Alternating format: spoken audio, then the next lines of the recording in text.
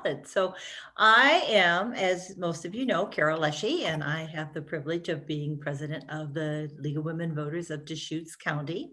And as you also know, which I'm going to repeat many, many times over the course of the next year, that we are a nonpartisan organization that does not support any candidates or political parties.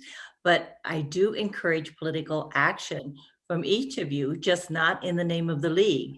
So the only two people that can speak, well, I'm the only person that can speak in the name of the league with board approval.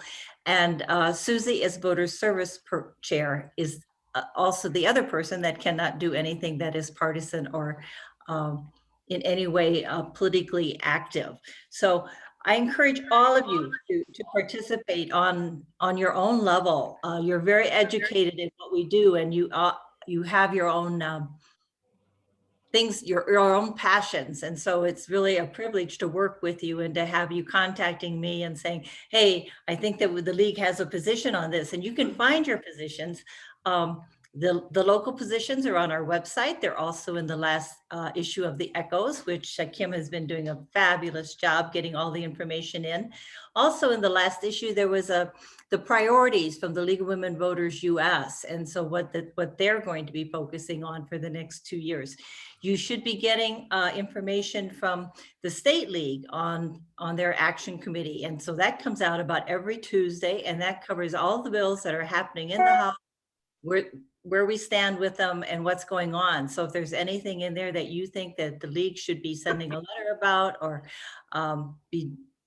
that it fits into our position, just let us know and we'll knock one out. In fact, I've got one coming up this weekend for Becky, who likes to cover the water. And as I mentioned earlier, Susan had a great letter written under her own name in the Bend Bulletin yesterday. So we really do encourage participation, because you are very well educated in what is happening on the local, state, and national, probably more educated than most voters. So I'm glad that you share your knowledge and encourage other people to be active. So that's part of what I had for today. And also, I think I have that Joyce is going to be talking a little bit about the nominating committee and some positions that we have open.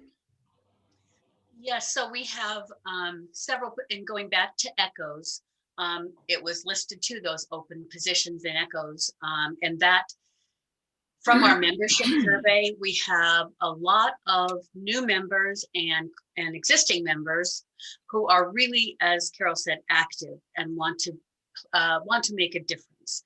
So we encourage you, the nominating committee will be reaching out to individuals and talking to them about the positions we have open on the board. And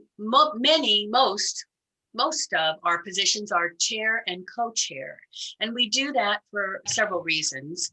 One, it really helps when you have a partner to talk over ideas. And our Affordable Housing Committee is a perfect example of a group who really got together and hashed things through to come up with a solution. And the board, we'd like to do the same thing. So we have a publicity chair and a co-chair that we're looking for positions for. And that's with working with the media and membership to alert them on what's going on. We have a special events co-chair. And they, again, by the title, special events. Now, because of COVID, we kind of reduced what those special events have been, but that may be something, again, that we can, the new co-chair can talk with the chair about. We have program planning, and we would like to have, we have a chair for that position. We'd like to have a co-chair. And the webmaster. We currently have our webmaster who would also like to have a co-chair. So think about that. Pass the word around if you think of anyone who might be interested in any one of those. I'll put my my email in the chat too. So if you have any questions, I will forward it on to the other members of the nominating committee, and we'll go from there. Thank you, Joyce. I'd like to say that yesterday, the House passed HR 1, which is very, very exciting for us. And we are now on to the Senate, and that is going to be a battle. But the League, this is their priority. It is all about voter accessibility, defending democracy, everything that the League has been doing for going on, well, actually 101 years now. So we are not going to stop. We're going to continue that battle. And it will be a battle. There's over 440 states that are coming up with new voter suppressing bills. And as you know, that each state determines their own voting information and how they access the polls. And we saw that in the last election with some of the states moving the polls, closing polls, just making it more difficult for people. You know, we're very fortunate here in Oregon that we do have vote by mail, and we should be really the guiding light for the rest of the country. And some of the rest of the country, they don't want everybody to be able to vote, which is really kind of goes against our democracy. But anyway, that is very exciting for us. So we are celebrating that and looking forward to what's coming up in the future. And I've asked Mimi to give a very brief discussion about Women's History Month, another reason to celebrate the month of March. Okay, so March is Women's History Month. You may have missed that announcement, but it's a month-long celebration to acknowledge women's contributions to history, culture, and society. So hopefully we'll see some things happening. We do know that because of COVID-19, that many of the women's suffrage centennial celebrations that we planned and others had planned for 2020 were restricted. So the National Women's Alliance is extending the annual theme for 2021. So the theme this year is Valiant Women of the Vote, Refusing to be Silenced. So that's us, by the way. And also, just so you know, International Women's Day which was formally announced, or formally took place for the first time on March 8th, 1911, is now a thing. So March 8th is coming up. So on that day, we should all, I don't know, raise a glass or something. International Women's Day. So keep that in your head. And I also want to get in one more thing. Susan and I are involved in and Helen Seidler and another friend from the Citizens Climate Lobby are working on a presentation that we're going to do on March 25th for a bill that's about to drop in the U.S. Congress, the Energy Innovation and Carbon Dividend Act. So we want you to know what that is all about. So we're doing a presentation on March 25th. So put that on your calendar. It's going to be at 7 o'clock on Zoom. Thank you, Mimi. And once more, I want to thank all of you for coming today on your Zoom, and welcome our members and especially our guests. So if this is your first time participating in a League of Women Voters meeting, just put your name in the chat, and we're not going to take the time today to let you all introduce yourself and say all those wonderful things about each other. We're going to have to save that for a time when we have just time for socialization, and that will be coming soon. Congratulations to all of you who have gotten your vaccinations, and those of us who are waiting for the second one. It was really fun. Anyway, I am going to pass this on to Karen, and she will introduce our guests today. Thank you, Karen.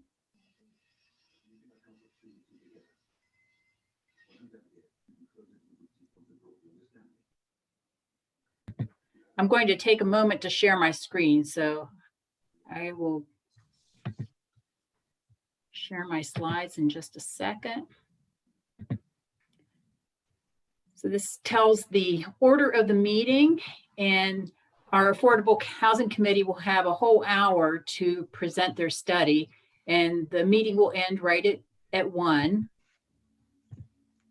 Get to my next slide.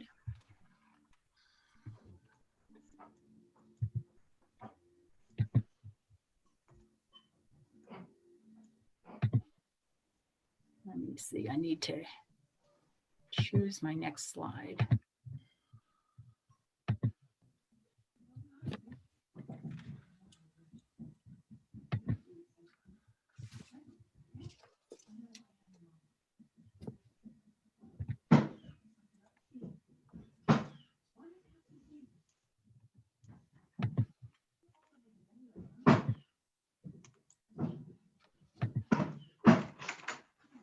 here are our Zoom guidelines. We ask that you mute yourself unless you're speaking. During the presentation, the speaker will be unmuted, so leave yourself muted until roughly 12:40 when Annie finishes the presentation. You'll be able to put your question, you are able to put your questions in the chat box, and the Affordable Housing Committee will be reading and fielding those questions. To find chat, most people know, just hover at the middle of the bottom of your screen and find the chat window, and that will pop up. Again, welcome to anyone who is not a League of Women Voters of Deschutes County member. We love welcoming our new members, and you can chat privately to Mimi Alkire with some of your details if you want to put your email address in there and your full name, because we know that not everybody has their name on the screen or their real name on their screen. And now for our Affordable Housing Committee, they wanted me to let you know that this wasn't a study, which studies are done by the League on various issues, and we need reliable, detailed information that's carefully researched so League members and citizens can reach their own conclusions. It gives increased understanding of major public policy issues leading to influencing public policy through education and advocacy. So when Carol talked about sending out a letter, when we have a study like this, we know exactly what our positions are and what our concerns are. So it makes it easy to pull together a letter, whether it goes to the state legislature, to the federal government, or to our local city council and county council. So Annie has been the lead on this study. The other members are Joyce Durbin, Dolores Ellis, who was also the study lead in 2016 for an affordable housing study, Barbara McCormick, and Laurel Sorley.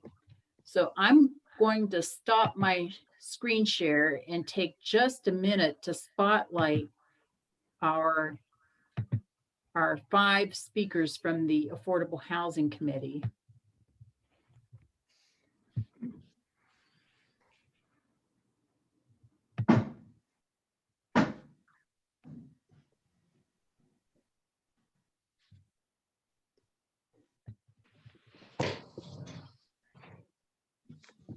Okay, I'm gonna go ahead and share my screen. Karen? Do you need help with that, Karen? Or Annie can go ahead and share her screen. I'm finishing up okay. spotlighting everybody else. Okay. Okay, let's begin. All right. Let me get, I feel like I'm driving a car here. Hello, everybody. I'm Annie Goldner, and I am going to be presenting the study that myself and the committee have been working on for 2 years.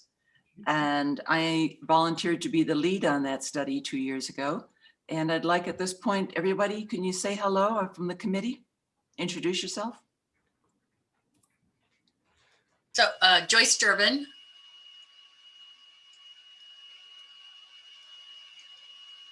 Laurel, you're still muted. You can unmute yourself.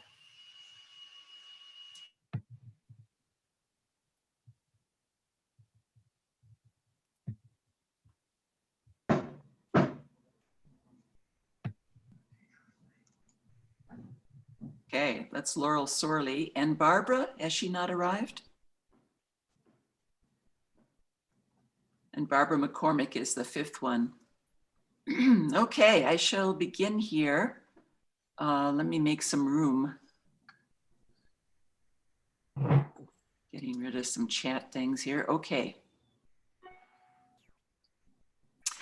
The graphic that you're looking at right here is the study itself, is the cover of the study. And you're highly encouraged, please read that study. It went out to you with the invitation to this Zoom meeting, but it also is available on our League of Women Voters Deschutes County website. Our committee agreed to do 3 things with this study. Number 1, to update the 2016 Affordable Housing Study, which only focused on the city of Bend and its public policies, but we agreed to focus on all of the municipalities in Deschutes County and the county. And the third thing we agreed to do is to focus on workforce housing. In other words, the efforts made by the workforce, maybe we call them essential workers, to find housing in Deschutes County. And as Joyce mentioned, please write your questions in the chat box and we will get to them after I finish the presentation here. And if not, Joyce is going to put my personal email address in the chat box, and please email me your question and then we will get back to you with our answer, or who can give you the answer. I thought it would be a good idea to talk about your assumptions and expectations for today's presentation. I'm sure all of you would love to have an answer to what is the solution for providing housing in Deschutes County. We have many, many, many ideas. We have many perspectives.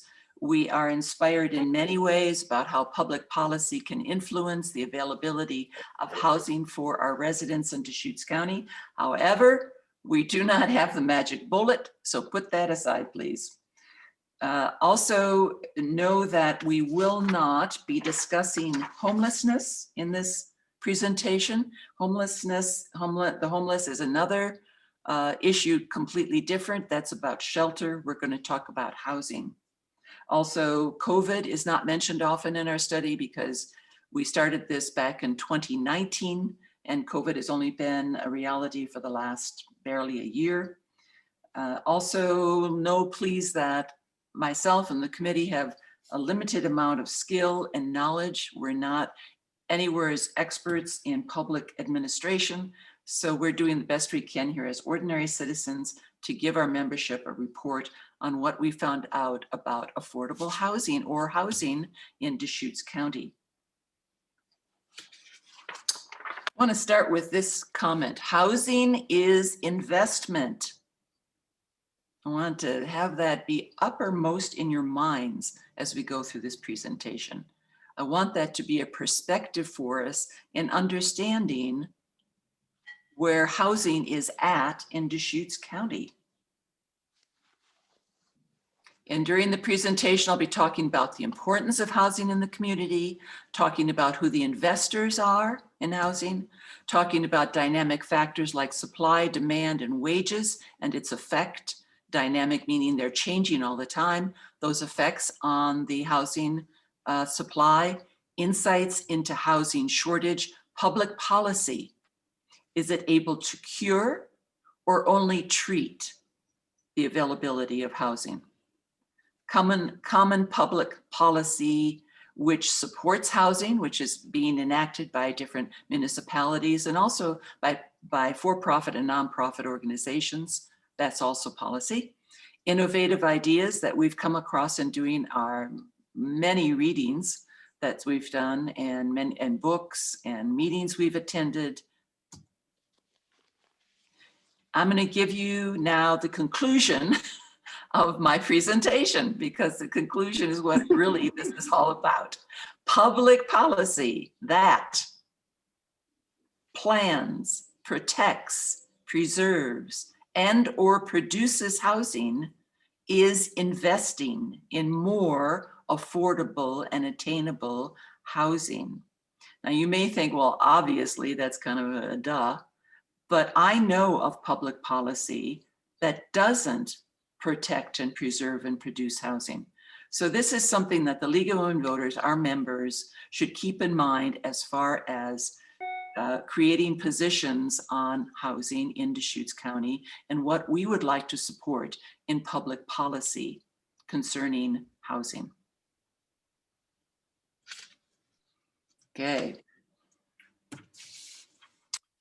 This is the importance of housing. It's rather obvious. The effect of the quality of life in a community when housing is available or not available, the impacts on transportation when there is more housing, more growth, the impact, the human costs, the community cost, health costs, economic cost, and we discuss this more in the study. I like the quote here by Dr. Desmond: housing is absolutely essential to human flourishing. Without stable shelter, it all falls apart.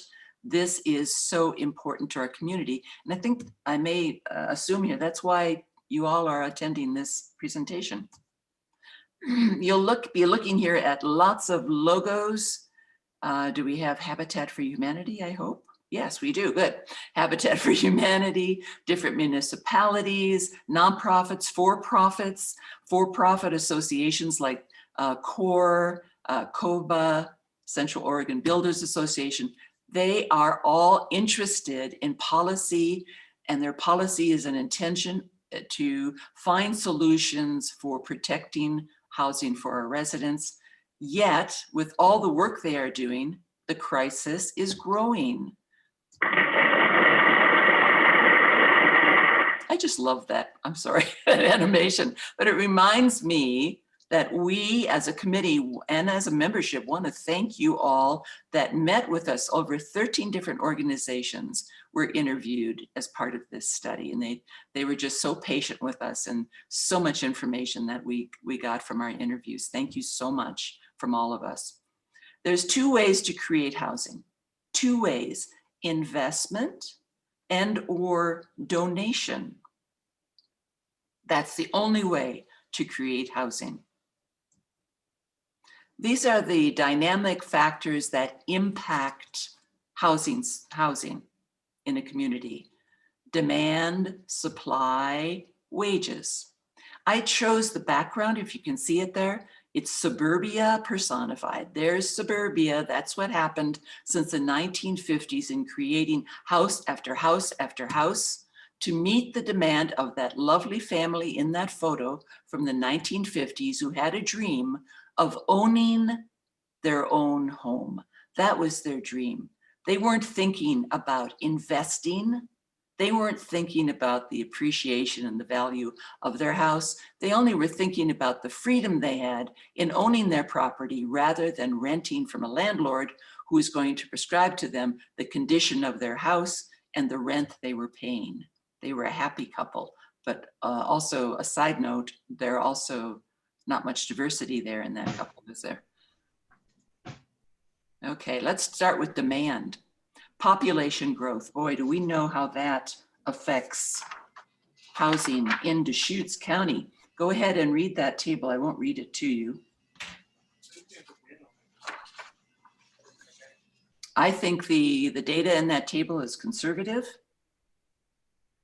It's coming from Portland State University. By the way, that's a great site to go to for information on housing statistics. And our study, by the way, we're so excited that we were able to do hyperlinks in the study, and you'll have lots of fun if you're the kind of geek I am about information, and just click on those hyperlinks in our study and have a lot of fun finding all kinds of information that's been posted on the web about the whole issue of housing, but and nationally and also locally. So have fun with that. The quote there you see is about the people that are coming into Deschutes County from the Bay Area, Seattle, Portland, etc., and how they are selling their homes there in the larger urban areas for more money, and now are moving into Bend and buying our houses. Demand. Another effect on demand is the low mortgage interest rate right now. Wow, historic lows on interest rates. So that means that someone who buys a home is actually getting a higher return on investment as a buyer. That's encouraging investment, like the stock market, really.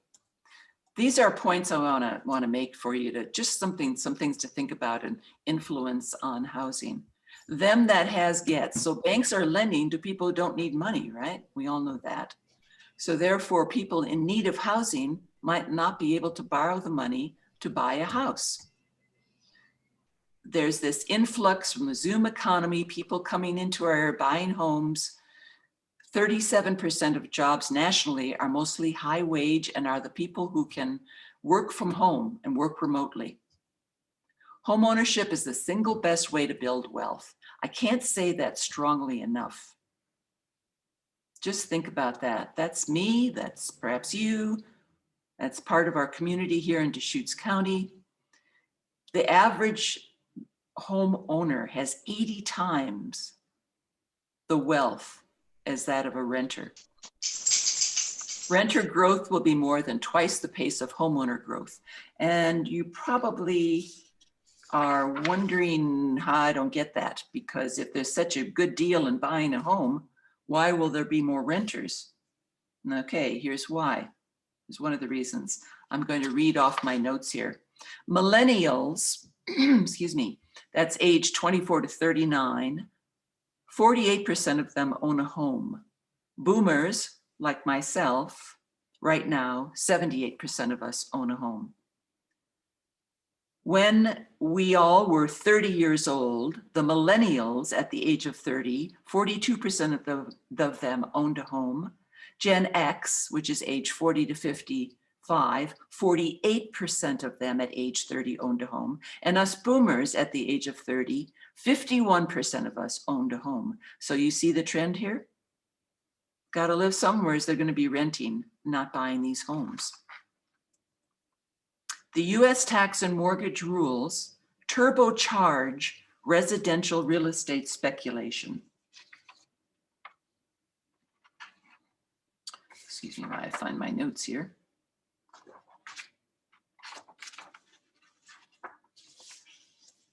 So in other words, how does the US tax and mortgage rules turbocharge residential real estate?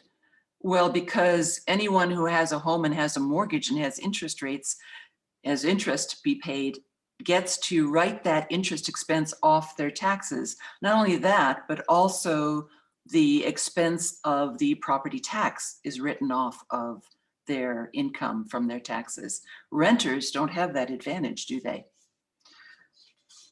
So here's an interesting information that I found in my research, in our research. American families who earn more than $200,000 receive federal housing assistance worth 4 times as much as federal housing assistance for families that earn less than $20,000. You don't think of it that way, do you? But maybe we should.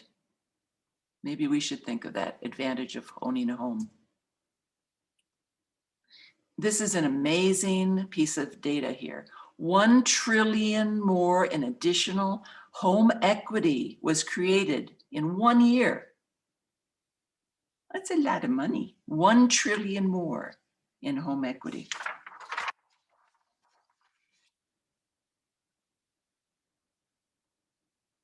Let's get to supply. We talked about demand, supply, rental shortage, the supply of rental units. And this graph, by the way, is in our study, showing in Deschutes County the struggle to find rental housing. Again, people who can't afford to purchase a home need to rent. The median renter's wage is $15. A household of 4 people must earn close to $43,000 a year just to afford a 2-bedroom apartment. That means mom and dad are in 1 bedroom and the children are in another bedroom. That's pretty minimal housing. Tax code favors those who build apartments, doesn't favor those who live in them. Renting is not a financial investment. Homeownership is. So housing is investment, one way or the other. It can be an investment for the resident, the individual, or an investment for a developer, either for the subdivision or for an apartment building. Okay, the supply of housing itself. This is for Bend. This is not Deschutes County, this is Bend. Almost 72% of housing in Bend is single family dwelling. Nationally, it's 65%. So Bend is heavy in single family dwelling units. And the figures on the right, you might be asking, 816 fourplexes? No, that's 816 residential units within the fourplexes, okay? So the city of Bend, that's what we're talking about here, is looking to increase the availability of more multifamily housing away from single family housing, because that is heavy in using land and heavy in investment of our resources and infrastructure for supporting single family dwelling. That's that going back to that dream from the 1950s of people wanting to have their own house.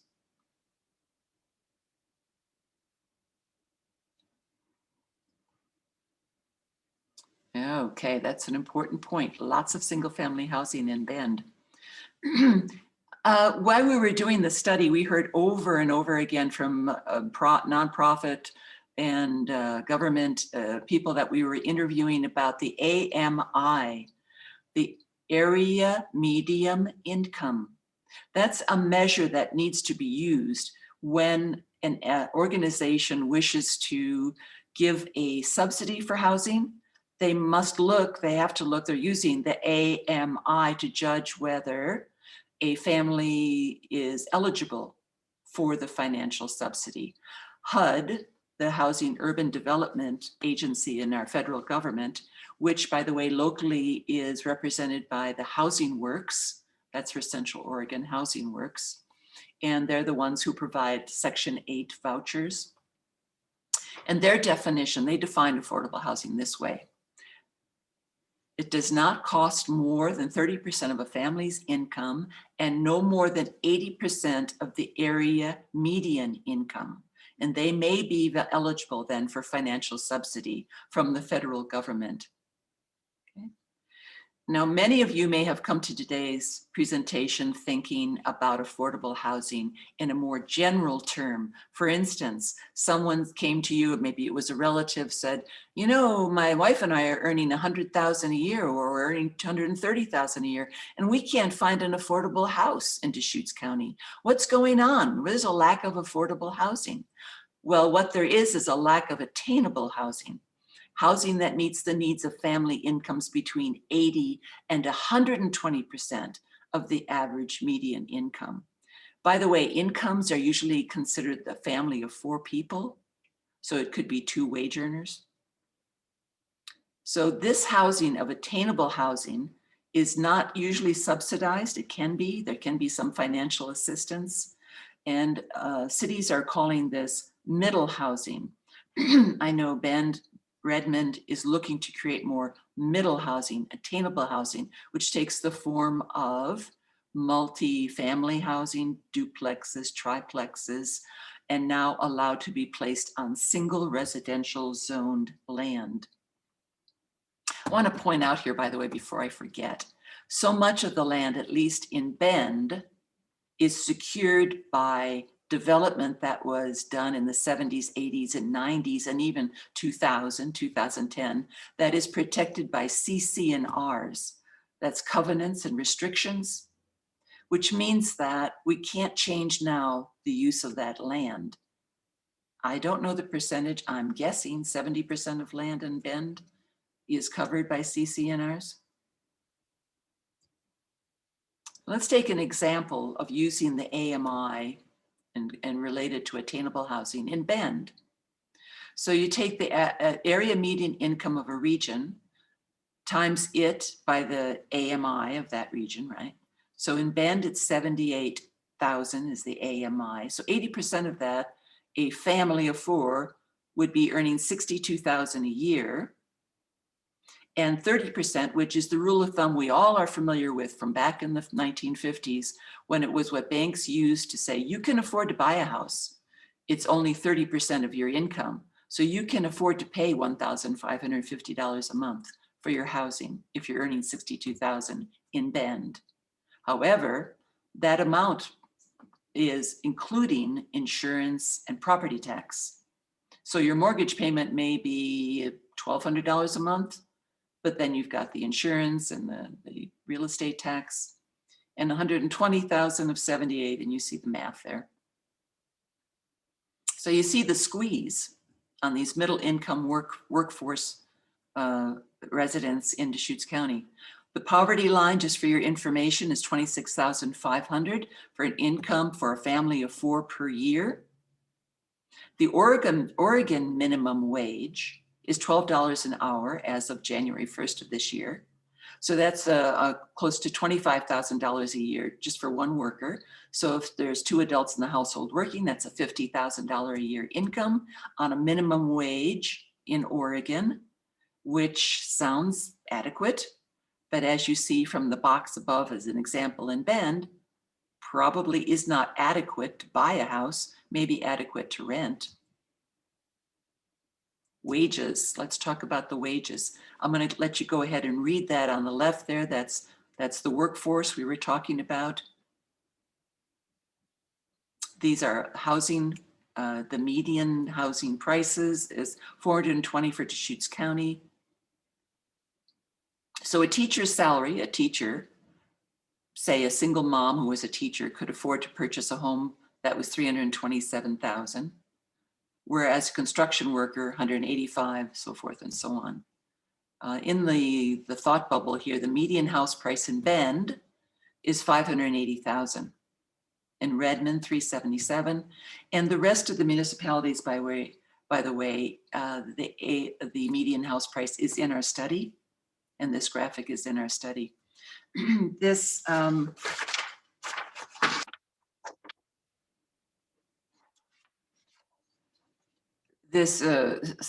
data here that says in January of 2020, that was a quote from a realtor that was interviewed by Z21 on February 17th. And he said that they had a 115-day inventory of houses for sale in January of 2020. And now January 2021, they have 14 days of inventory. That's a huge statement. And I want to give you a quote from him. I thought it was so interesting. It says, this is Mr. Derek Cox, of Central Oregon Realtor. There's a lot of people looking to park money here right now, he said. You know, the stock market is very volatile. And so for me, the last handful of houses I've been able to help out have been investors, knowing that Bend will probably continue to appreciate. Cox said he's seen more investors from California that are looking in Bend for a rental property, and they can often afford to pay cash. So what that means is investors from California, they live in California, are coming into Bend and buying homes and making them rental property, hopefully long-term rental, not short-term vacation rentals, hopefully. But still, the residents here in Deschutes County are not investing in their property as renters.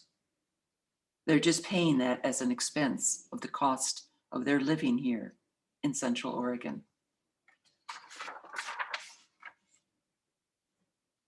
Okay, look at that. 2020 California median home value, $579,000. Look familiar? Bend, median home value, $580,000. Okay, here's some other factors to consider in what is impacting the housing shortage in Deschutes County. You know, people talk about the urban growth boundary limits, and okay, yes, but we could discuss this for a week as to if we increase the land right now, tomorrow, if there were 1,000 new houses, how long would they remain for sale? And really, would the price be lower? You wonder. Increasing housing construction costs, right? This last year, since COVID, the cost of wood has doubled. Use of residential housing for short-term lodging, we already alluded to that. Housing should be for residents. We're making housing, we've allowed housing to be for tourists. Is that what we want to do? Is that a public policy we want to support? Zoning restrictions, this has historically been an impact on housing production. I put an asterisk there, by the way. It's the darling right now of public policy to change zoning, to change code. Consumer choice for single family, again, getting back to that family from the 50s, is that serving our community to encourage single family housing, or should public policy be encouraging multifamily? COVID, of course, is exacerbating all these influences on housing. Insufficient infrastructure, oh my gosh, you know this just by common sense, you've read about it. We need more infrastructure in Deschutes County. We need roads, we need sewer and water. We need you know, what am I thinking? You know, web internet connections for everyone. And I thought this was an interesting point, student debt. You say, what does that have to do with anything? Well, we already talked and alluded about the next generation is not going to be able to afford to buy our appreciated homes, right? Well, right now there's $1.7 trillion worth of student debt. There are 45 million people living in the United States of America with student debt, of which 40% never got their degree. They invested that money, they took out a debt that is forever, by the way. It is never excused in a bankruptcy. It will exist with this generation of students forever. 40% never earned that degree that will allow them to make a higher wage, which was the idea of taking out the student debt. These are popular measures that are used to meet the demand for more housing, increase the UGB. Ben did that in 2016. We received 2,800 acres that we were allowed now to build housing on. I'm not sure where we are in how many of those houses have been built. I think we're making progress on that. I myself personally, this is my subjective opinion, are concerned about what happened with mixed use down there in the southeast part of Bend, where the UGB is being, where our new acquisition of property is being built upon. I don't see any grocery stores down there or coffee shops or any commercial amenities. Zoning changes, expands land use. That is so popular right now. Bend, Redmond, they're changing their codes in order to allow more housing per acre, waiving parking restrictions, looking at the setback back requirements. Land is valuable. Land, as much housing as you can put on it, is the trend for public policy right now, both locally, for the county, for the state, and probably nationally. HB 2001 encouraged and allowed local governments to allow multifamily on single family zoning. Public policy is encouraging landfill, empty lots, build them up, decrease the cost of producing housing. Public policy can affect the cost by waiving system and development charges, by giving tax breaks, by allocating certain areas of land as urban renewal projects. There's opportunity zones. There's all kinds of tools that are available to encourage housing and to decrease the cost of producing the housing. The repurposing of existing buildings, this is becoming really the darling right now of public policy. Encourage developers to take empty buildings, for instance, Penny's at the north side of town. Wouldn't that make a great apartment building? The infrastructure is in place, the amenities are right there for shopping, and perhaps the city of Bend can attract a developer to do just that. Create new state and local legislation. We as league members should be on top of what's happening legislation-wise and supporting whatever is passed to address the crisis and enforce existing legislation. Educate the public. The public has to be informed about what is happening with the housing. So these are innovative solutions and measures that we came across in our readings. Of course, who doesn't want to attract businesses that pay higher wages? That should be a goal, and I know it is. I believe it is for the chambers of commerce and for our development departments and our city governments. Recognize the impact of climate change in the new Zoom economy. Yeah, we've talked about it, but keep talking about it, keep talking about it. Encourage change in housing type expectations. Get away from that 1950s dream of everybody's got to have their little house with their picket fence. For one thing, it's not much of a little house anymore. Back then it was probably 1,000 square feet. Now it's 2,000 square feet. Let's make better use of our land for our families. And also local builders. Let's encourage local builders who are able to have more of an imagination about housing. They're not stuck in a template as developers of subdivisions are.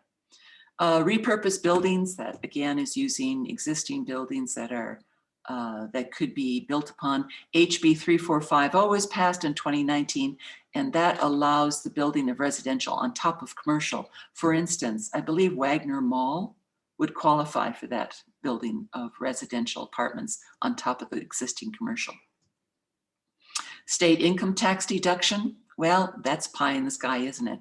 Could the federal government or the state government decide, our legislature decide, that renters should also get a tax deduction for paying rent? Something to think about. And maybe it's time to tax restaurant meals for 1%. Use that funding for affordable housing, for building infrastructure, support deed restricted or community land trust housing development. That means when the home someone owns is on land that they don't own, and they rent that land, it tends to be housing that is less expensive, less costly. Enact a state or local tenant opportunity purchase act. This was something interesting. As you know, Bend or Redmond could pass a law that says when there is an owner of an apartment building or a mobile home park that wants to sell, they need to give the residents the right of first refusal in purchasing that. That gives renters an opportunity to invest in their housing.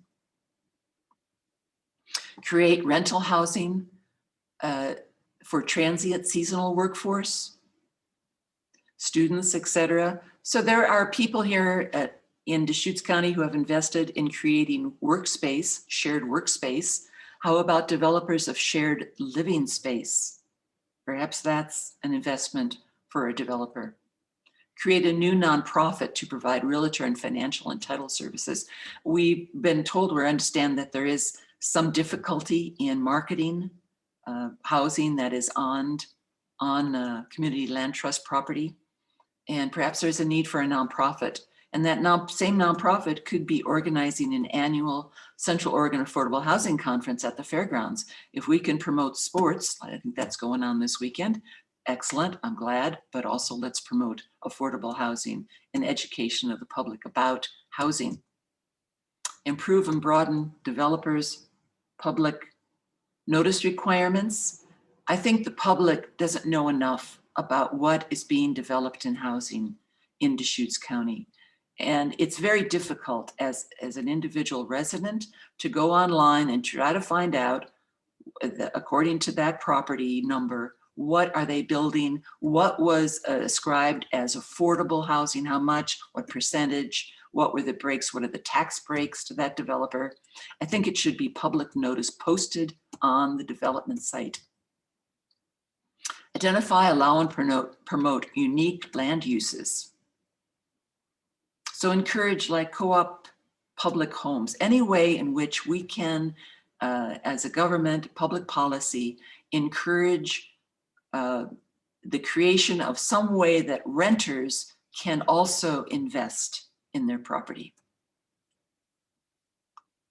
Public policy in Deschutes County. That's what the League of Women Voters membership is about supporting, is public policy.